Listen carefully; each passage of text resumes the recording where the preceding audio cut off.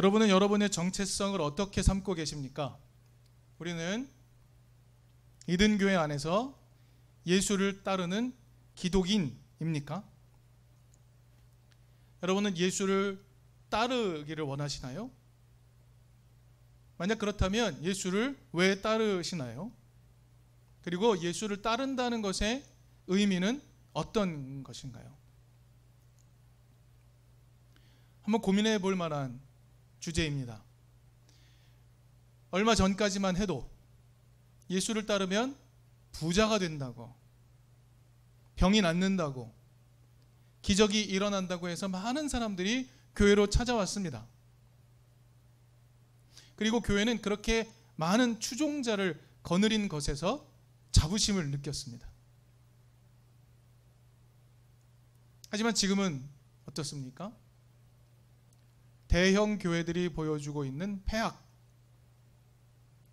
그런 것들은 돈 때문에, 건강 때문에, 기적 때문에 교회를 찾아온, 그래서 그 많은 사람들이 교회 안에 있다고 해서 느끼는 그런 자부심, 그것이 얼마나 거짓된 것이고 허무한 것인지 우리에게 분명하게 보여주고 있습니다.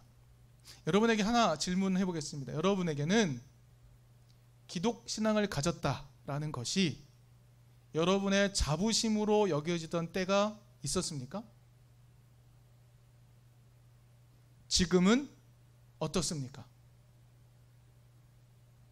여러분은 예나 지금이나 기독신앙을 가졌다는 것 때문에 자부심을 느끼는 그런 경험이 있으십니까? 오늘날 우리가 살고 있는 만몬의 시대, 자본주의적 이 시대의 풍요함 속에서 나 하나 잘 먹고 잘 사는 것, 그것이 복으로 여겨지는 이 시대 속에서 그런 가치와는 전혀 다른 하나님 나라를 말하는 예수의 가르침, 그 가르침을 따르는 것, 그것이 여러분의 자부심이 되고 있습니까? 이 시대가 말하는 길과 다른 길에 서 있다는 것이 여러분의 자부심의 근거가 됩니까? 저는 오늘 말씀을 통해서 우리가 예수에게 주목하고 있는 것이 무엇인지 한번 확인해 보았으면 합니다. 좀 다르게 말하면 이렇습니다.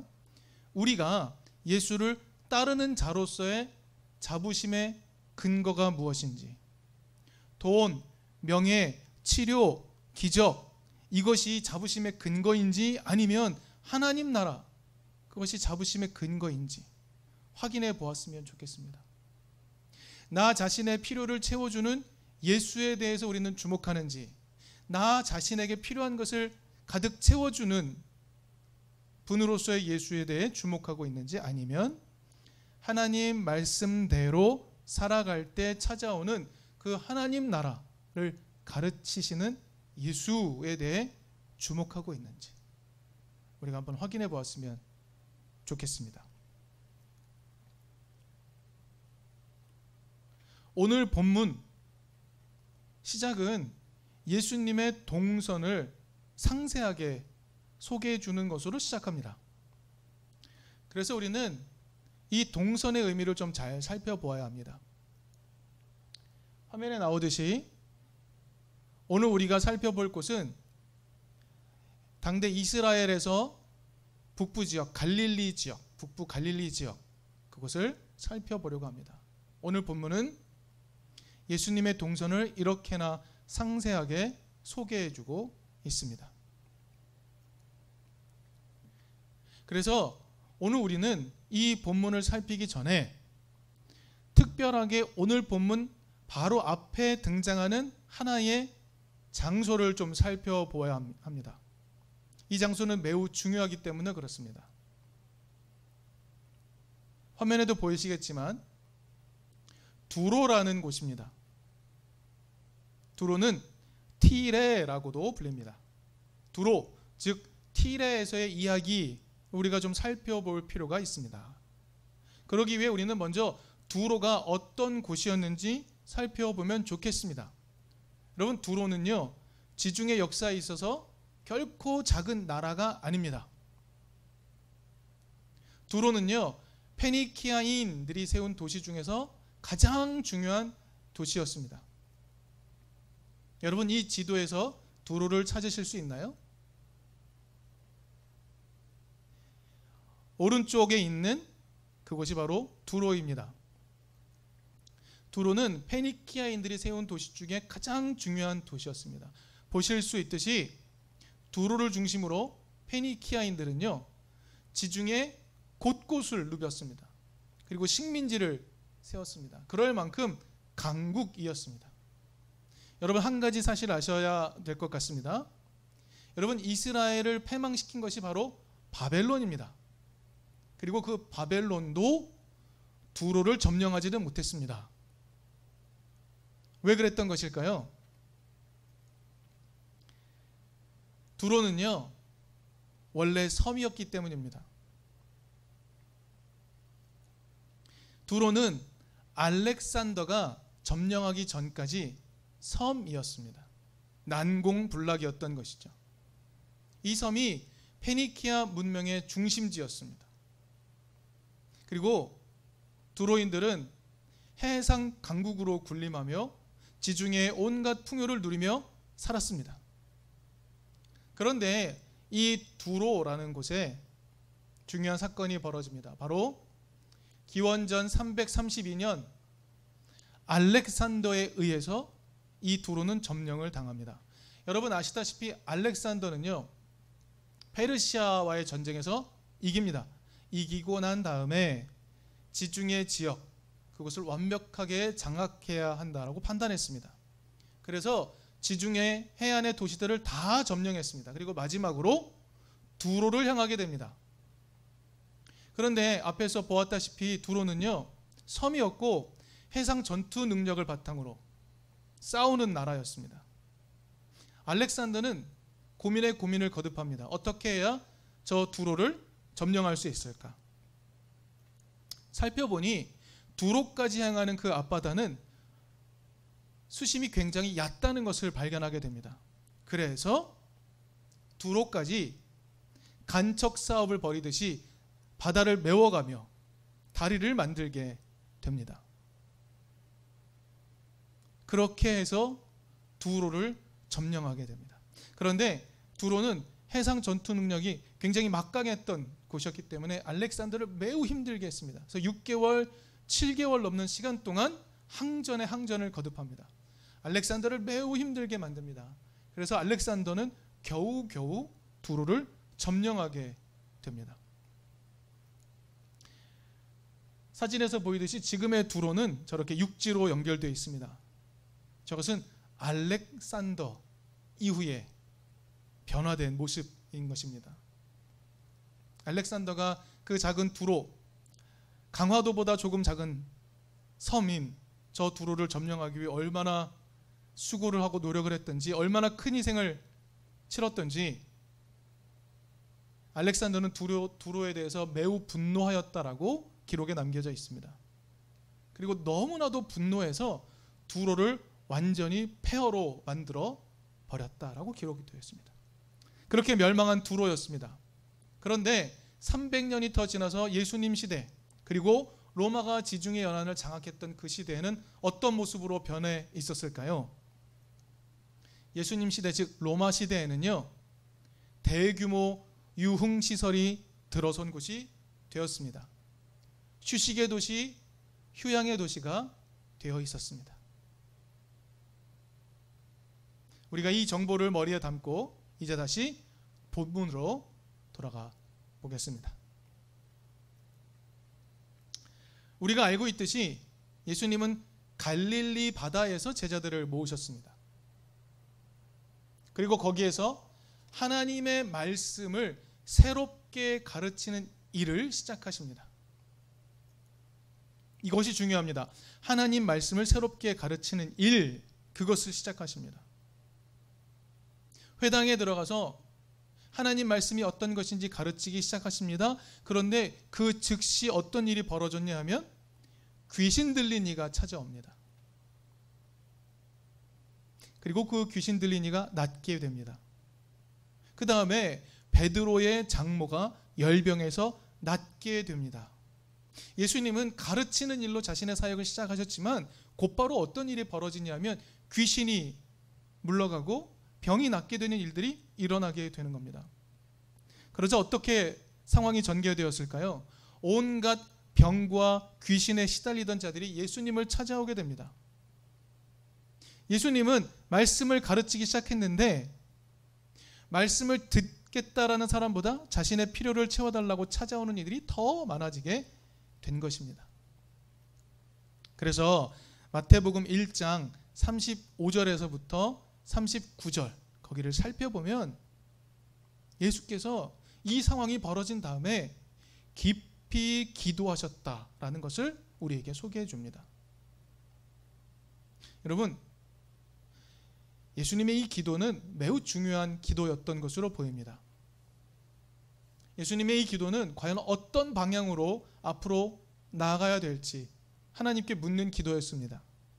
예수님의 사역 기준을 결정하는 매우 중요한 기도였습니다. 그리고 예수님은 확신하십니다. 하나님 말씀대로 살아갈 때 찾아오는 하나님 나라를 가르치는 것, 그것이 내 사역의 중심이다라고 확인하셨습니다. 그래서 예수님이 제자들에게 기도 후에 곧바로 이렇게 말씀하십니다. 내가 말씀을 선포해야 하겠다. 나는 이 일을 하러 왔다. 라고 말씀하십니다. 예수님은 자신의 사역의 중심을 다시 한번 확인하셨습니다.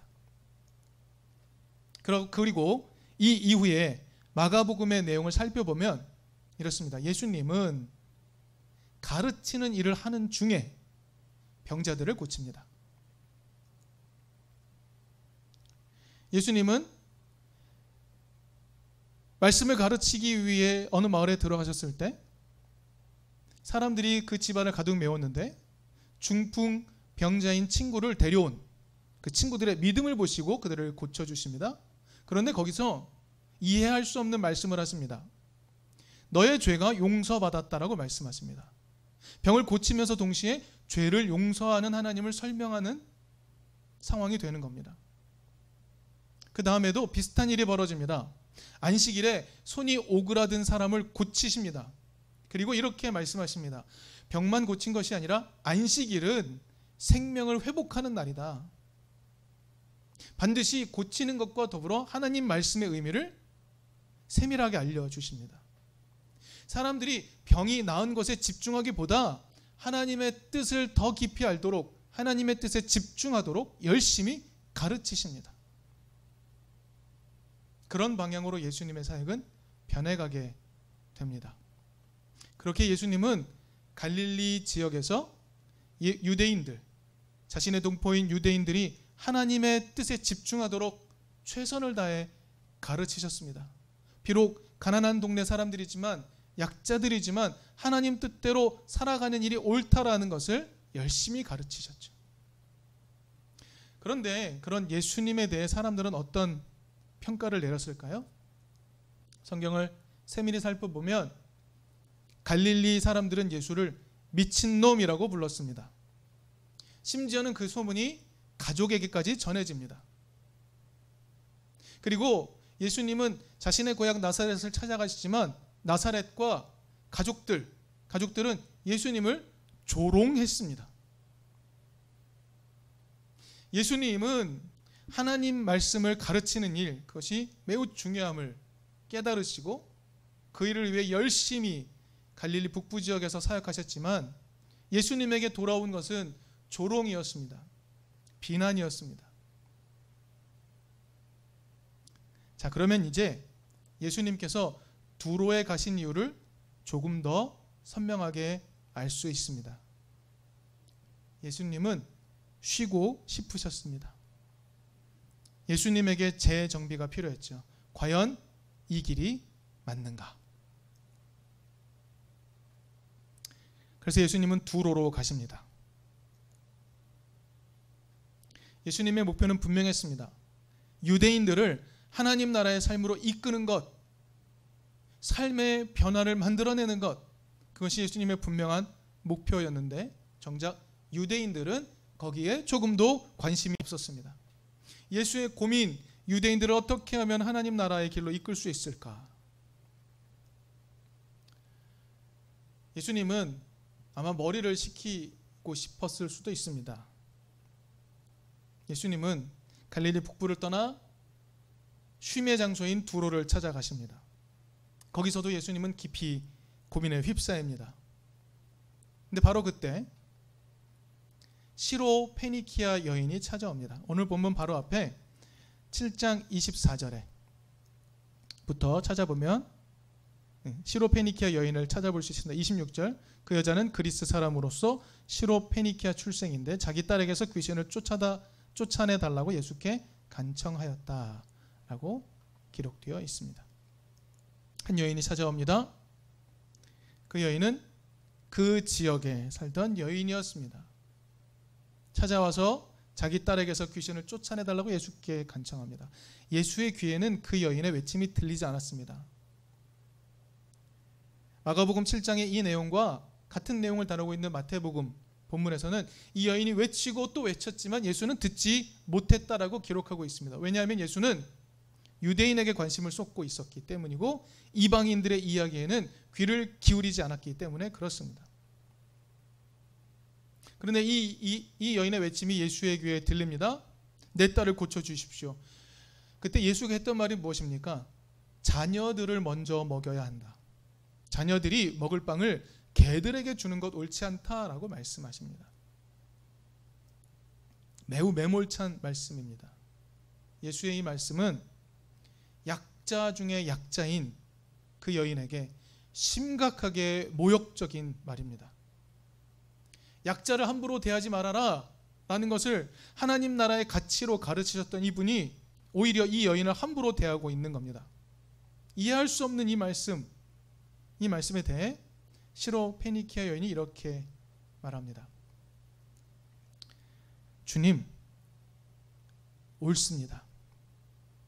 그러나 개들도 부스러기를 먹어야 삽니다.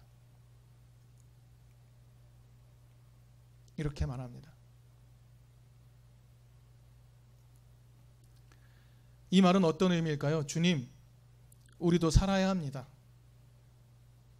지극히 연약한 우리지만, 약자인 우리지만 우리도 살아야 합니다. 라는 것을 예수께 알리는 말씀이었습니다. 그리고 성경을 살피면 그 말이 예수의 온 존재를 흔들어 놓습니다. 29절에 보면 예수께서 이렇게 말합니다. 그래서 예수께서 이 여자에게 말씀하셨다. 네가 그렇게 말하니 돌아가거라. 귀신이 내 딸에게서 나갔다라고 번역이 되어 있습니다. 하지만 이 번역은 예수님의 말씀의 의미를 정확히 보여주지 못합니다. 공동 번역 성서는 이 표현의 의미를 좀 더 정확하게 보여줍니다. 예수께서 이렇게 말씀하셨다고 전합니다. 옳은 말이다. 내 말이 옳다. 예수께서 그 여인의 말이 옳다고 인정하셨다라고 공동 번역 성서는 보여줍니다. 여러분, 예수님은 시로 페니키아 여인의 이 고백에서 무엇을 깨달으신 것일까요? 예수님은 약자를 살게 하는 하나님 나라는 유대인뿐 아니라 온 세상 모두에게 필요하다는 것을 깨닫게 되신 것 같습니다. 그래서 거기서 시로 페니키아 여인의 딸을 고치시고 이제 돌아오십니다. 예수님이 그 두로를 떠나 시돈을 거쳐 갈릴리 북부 모든 지역과 데가볼리를 돌아서 다시 갈릴리 바다로 오셨다라고 오늘 본문의 시작은 그렇게 기록이 되어 있는 겁니다. 예수님은 두로에서 이 여인과의 만남 이후에 어떤 마음을 품으셨을까요? 시대의 약자를 살게 하는 하나님 나라, 이 나라의 뜻을 가르치는 것이 매우 중요하다는 것을 다시 깨달으셨던 것 같습니다. 그래서 예수는 시대의 약자들, 유대인뿐만 아니라 당대 모든 약자들 모두가 하나님 나라를 향한 방향 전환을 일으키기를 기대하는 희망을 가지고 갈릴리 북부 모두를 돌아다니시고 다시 갈릴리 호숫가로 오신 겁니다. 이제 사람들이 예수를 기다리고 있습니다. 그런데 오늘 본문에서 예수를 맞아들이는 사람은 어떤 예수를 기다리고 있었습니까? 그들은 예수의 가르침을 기다리던 것이 아니었습니다. 예수님, 우리에게 말씀을 가르쳐 주십시오라고 말하지 않았습니다. 그들은 기적을 원했습니다. 여러분, 지난달에 마가복음 8장 말씀을 나누었던 것이 기억나시는지요? 예수님께서 벳세다라는 마을을 가셨을 때 이야기 말입니다. 벳세다 사람들은 예수가 찾아오자마자 눈먼 자를 고쳐달라고 이야기합니다. 그것이 어떤 의미였는지 지난달에 우리는 말씀을 나누었습니다. 예수님은 마태복음 11장에서 이 벳세다를 향해 이렇게 말씀을 하셨죠. 고라시나 너에게 화가 있다. 벳세다야 너에게 화가 있다. 너희 마을들에서 행한 기적들을 두로와 시돈에서 행했더라면 그들은 벌써 회개하였을 것이다. 벳세다는 어떤 도시였냐 하면 사랑과 환대를 잃어버린 도시였다라고 우리가 이야기를 나누었습니다. 갈릴리 호수 지역은 그런 곳이었습니다. 사랑과 환대, 하나님 말씀에 근거한 지극히 연약한 자들을 살게 하는 사랑과 환대는 다 잊어버리고 기적팔이 장사를 하려던 사람들. 오늘 본문의 갈릴리 바다 사람들도 마찬가지였습니다. 예수님은 두로에서 마음을 다잡으셨습니다. 그리고 돌아오셨습니다. 하지만 유대인들은 여전히 하나님 말씀에는 관심이 없고 기적을 바라며 청각, 언어, 복합 장애인을 데리고 온 것입니다. 예수님은 마음을 고쳐먹고 다시 한번 하나님 말씀을, 하나님의 뜻을 우리의 삶에 녹이는 일을 해야겠다라고 마음을 다잡고 오셨지만 사람들은 변하지 않았습니다. 그래서 오늘 본문 34절 말씀 우리는 조금 더 신중하게 살펴보아야 합니다. 오늘 본문 34절에서 예수님은 이렇게 말씀하십니다. 그리고 하늘을 우러러 보시고서 탄식하시고 그에게 말씀하시기를 에바다 하셨다라고 기록합니다. 성경의 원문을 조금 더 살펴보면 예수님의 탄식은 이렇게 설명이 됩니다. 끙끙거리며 신음하셨다. 탄식이 단순히 한숨이 아니라 끙끙거리며 신음하셨다라는 내용을 담고 있습니다. 그리고 외마디 절규를 하십니다. 에바다라고 말씀하십니다. 열리라. 여러분, 좀 특별하지 않습니까? 왜 마가복음 저자는 에바다를 아람어 그대로 소개하고 있을까요? 우리가 알듯이 성경은 헬라어로 기록되었습니다. 하지만 예수 당시 그 지역, 갈릴리 지역의 언어는 아람어였습니다. 헬라어로 기록하고 있는 마가복음 저자가 왜 갑자기 아람어 원문 그대로 에바다라는 단어를 사용하고 있는 것일까요? 뭔가 강조하고 있는 것 아니겠습니까? 예수님이 열리라라고 말씀하십니다. 외마디 탄성을 지르십니다. 누구 들으라고 하시는 말씀일까요? 청각 장애인 들리라고 하시는 말씀일까요? 이 사람은 듣지 못하고 말하지 못하는 사람입니다. 이 사람이 에바다라는 말을 들을 수 있습니까? 예수님은 누구에게 에바다라고 말씀하시는 것일까요? 예수님은 갈릴리 호수 사람들에게 말씀하신 겁니다. 그리고 마가복음 저자는 이 글을 읽게 될 사람들에게 말하고 있는 겁니다. 제발 눈과 입을 열어라. 귀를 열어라. 이렇게 일갈하고 있는 것 아니겠습니까?